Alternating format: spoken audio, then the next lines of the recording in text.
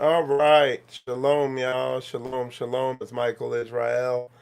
And we are continuing our ongoing verse by verse study of the book of Sirach, otherwise known as the book of Ecclesiasticus, not to be confused with Ecclesiastes, okay?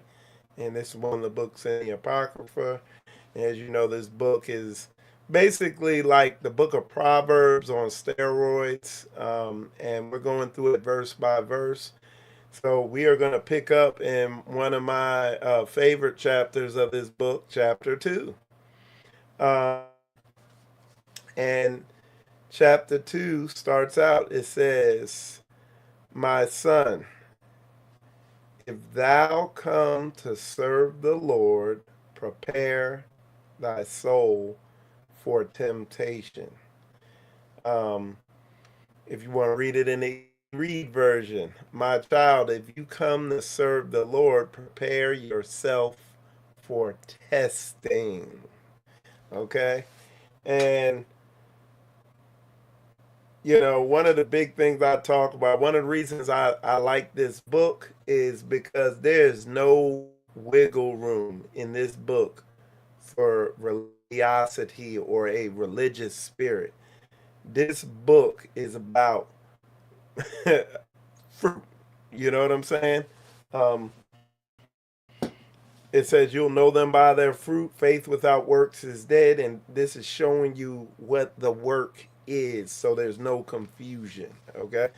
So yeah, it's saying that if you come to serve God, don't think it's going to be like a Disney movie or something. No, it's going to prepare for testing. You know what I mean? You're gonna have trials. It's gonna get tough. Okay. Um, so they're not making, you're not having to do any guessing. It's telling you straight up. Okay. All right. Let's continue. It says, "Set thy heart aright and constantly endure, and make not haste in time of trouble." So it's literally laying out how you need to be responding to difficult situations. It says, "Cleave unto him and depart not away, that thou mayest be increased at thy last end. Whatsoever is brought upon thee, take cheerfully, and be patient when thou art changed to a low estate." Okay? So it's showing you the temperament you need to have. Okay, you need, and it's showing you that you need to have poise. You need to have that controlled response in difficult times. So when difficult times come upon you, you don't freak out and give yourself over to what? To your flesh. You need to maintain poise and learn to go to the Most High, His way. Pray to Him. Seek out His way. Study the Word. Meditate on His way, His spirit. Have His mind in the way you conduct yourself and respond in troubled times. Okay. Um, and listen what it says here. "For gold is tried in the fire, and acceptable men in the furnace of adversity." What this verse is telling you, and what these verses are telling you, is you grow and you develop into the righteous saint you need to be in times of adversity, in difficulty. That is where growth happens.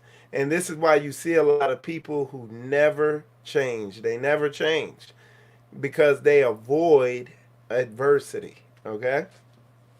Um, it tells you, "Believe in him and he will help thee. Order thy way aright and trust in him." Again, it's telling you to lean to Yah. Lean not to your own understanding. Lean on him. Okay? Ye that fear the Lord, wait for his mercy and go not aside, lest ye fall. Okay? So if you fear the Lord, you remember in part one, we went over what it means to fear him, to have that reverence and that respect and honor and that knowing and a fear for him. But that's the type fear we're talking about. Um, it says, ye that fear the Lord, wait for his mercy and go not aside lest ye fall. Ye that fear the Lord, believe him, and your reward shall not fail. Okay? Telling you straight up. Ye that fear the Lord, hope for good and for everlasting joy and mercy. Look at the generations of old and see, did ever any trust in the Lord and was confounded? Or did any abide in his fear and was forsaken? Or whom did he ever despise that called upon him? Okay? So it's telling you that this is a sure thing, doing it his way. But a lot of people, again, they're so given over to their flesh, to their thoughts, feelings, emotions, and impulses. That iniquity is so ingrained in them, they've made a god of that.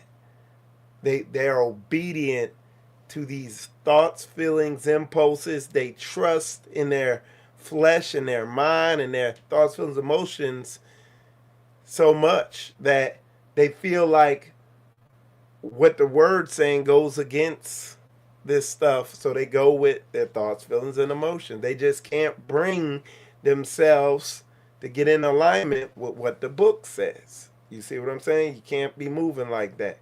And this is where the trial by fire is. This is where you get tried to see if you're an acceptable man or woman through adversity. See, that's how you're going to know who you deal with. Everybody, one of the things I always say, man, on Shabbat during praise and worship, everybody looks righteous. Everybody's righteous during praise and worship, okay? On Shabbat, okay? On the Sabbath. But what about when the heat's on and you're in the midst of adversity, when you're at work and somebody's doing you wrong? You know what I'm saying? When the emotion, you're in an emotionally charged situation where there's anger and all that. See, that's how you're gonna know who's a saint and who's a ain't. When the temptation is right there, nobody's around, nobody's looking, it's dark, and the temptation's there, the thought pops in your head. That's how you know who's righteous and who's not, or if you're righteous or if you're not. Okay? We have to trust his way. Okay? Like verse 10 said, and lean not to our own understanding. Verse 11, for the Lord is full of compassion and mercy, long suffering, and very pitiful, and forgiveth sins, and saveth in time of affliction. So you got to know he's always there. He's there. He got you. You got to trust in him. Okay? Woe be to fearful hearts and faint hands, and the sinner that goeth 2 ways. Let's read that in the common English. Okay? How terrible it will be for cowardly hearts and idle hands, and for a sinner who sets foot upon 2 paths. So these are the people that they're not doing nothing. They're not getting after it. They don't want to go through the discomfort. They fear, like a lot of prideful people who are full of pride, they fear being humble. You know what I'm saying? people who don't have that spirit of boldness to go hard by it, to go through the furnace of adversity. It's telling you, woe to them. Idle hands. These people, I did a video not too long ago about dopamine fiends. People who they have idle hands and they just like the stuff that gives them a quick dopamine hit, an effortless dopamine hit. They gravitate to that. And what do they have? They end up having idle hands. They're not doing anything with themselves. Well, what the word tells you is telling you how terrible it will be for cowardly hearts and idle hands, and for a sinner who sets foot upon two paths. So you're lukewarm. You're not all in. You're all in when it's easy, but when it gets hard, you're going the other way. Double-minded man is unstable in all of his ways. Okay? Well, it's saying woe to that. It's also saying woe unto him that is faint-hearted, for he believeth not, therefore shall he not be defended. You see, the faint-hearted. These are the people, again, they real righteous and holy until adversity comes, until they get tested. And then you just see they're faint-hearted. That's it. Let's read 13 in the Common English version. It says, how terrible it will be for the timid heart, because it doesn't trust, therefore it won't be protected.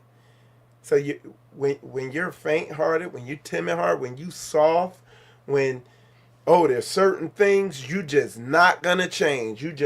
This is just who I am. Well, the word tells you this. Well, you know what? Like, I literally have witnessed people operate this way, where you be like, hey man, I get what you're doing, but you know the word says this clearly. And all that I listen to, the first couple words that come out their mouth, well, you know, or if it's anything but, yeah, you know what? You're right. You're correct, and I need to do that. Anything but that, timid heart, faint-hearted. When I see that, I'm backing away. I'm distancing myself. Why?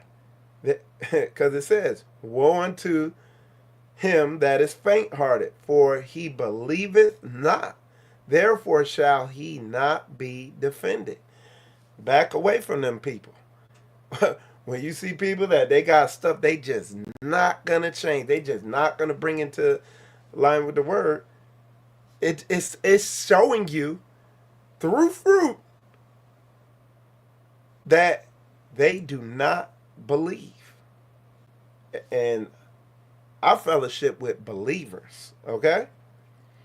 It goes another way. Woe unto you that have lost patience, and what will ye do when the Lord shall visit you? So you lost patience. You're not doing what it said earlier in this chapter. What it said earlier, it says, whatsoever is brought upon thee, take cheerfully, and be patient when thou art changed to a low estate. It tells you to be patient. You watch a lot of people, man, when that adversity comes, the whole Bible goes out the window. They done with it. And they lean to their own understanding 100% because it's their idol. They've made a god of their own understanding, and that's it. They lose patience. They're not going to do what the word says. Why? Because they don't believe. And it boggles people's mind. They be like, man, but it's so-and-so. It's this person. I mean, people are blown away because they see the religious spirit operating and it's so believable. But when the shit hits the fan, they gone. That's it. Their belief, their faith is gone. And they back full carnal. You see what I'm saying? We gotta be soldiers in this thing, y'all. This is spiritual warfare. It's combat. It is not this deceptive thing that this beast has spread all over the world of your idea of religion and it's soft and it's sensitive and all this. That is not what this is, y'all. This is combat, man. Like, you look at these the saints in the Bible.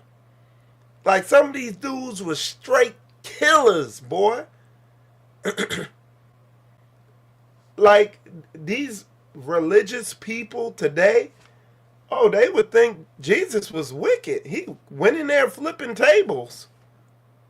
Y'all, you got to be a soldier. The book tell you to endure hardness. This thing told you to be patient when you're reduced to a low estate, that acceptable men are tried through adversity. Let's read that. We got to keep coming back to that, because that's like the essence of this chapter here is that verse right there. It is telling you, hey, acceptable men are tried in the furnace of adversity. Let's read verse 5 again in the Common English Version. It says, because gold is tested with fire, and acceptable men are tested in the furnace of humiliation. It's saying humiliation, adversity. You got to humble yourself. Pride is an abomination. You see what I'm saying? Here it is. We're getting back to where we were at. I know I went back to 5. We're getting back to where we left off. We're on 15 now. It says, they that fear the Lord will not disobey his word. So when you see people going contrary to that thing, you know a whole bunch of stuff about them. You know they don't believe. You know they don't fear the Lord. And then listen to this. And they that love him will keep his ways. So you know that these people don't love his ways. Okay? But they that fear the Lord will not disobey his word, and they that love him will keep his ways. And again, Yah's ways are not the world's ways. In fact, Yah's ways and the way he would have you to go are completely contrary and opposite to the world and how it operates and to the logic of the world. Okay? This is why the word says, lean not to your own understanding. Make sure your thoughts, feelings, emotions, impulses, and all that stuff is in alignment with this book. They that fear the Lord will seek that which is well, pleasing unto him, and they that love him shall be filled with the law. They that fear the Lord will prepare their hearts and humble their souls in his sight, saying, we will fall into the hands of the Lord and not into the hands of men. For as his majesty is, so is his mercy. Okay? So we're going to read those verses in the Common English Version. We're going to start at 16. Those who fear the Lord will try to please him, and those who love him will be fully occupied with observing the law. Those who fear the Lord will prepare their hearts, and they will humble themselves before him. May we fall into the hands of the Lord and not into the hands of human beings or of man, because his mercy is equal to his greatness. Okay? So better to serve Yah than men. Okay? Don't try to do stuff that pleases men. Look, when you follow this book and you do what this book says, you're gonna piss people off. A lot of people ain't gonna like you. But it ain't that they don't like you. A lot of people don't like Yah. And it be the religious people be the ones who hate the Most High's way the most. I'm just keeping it 100, y'all.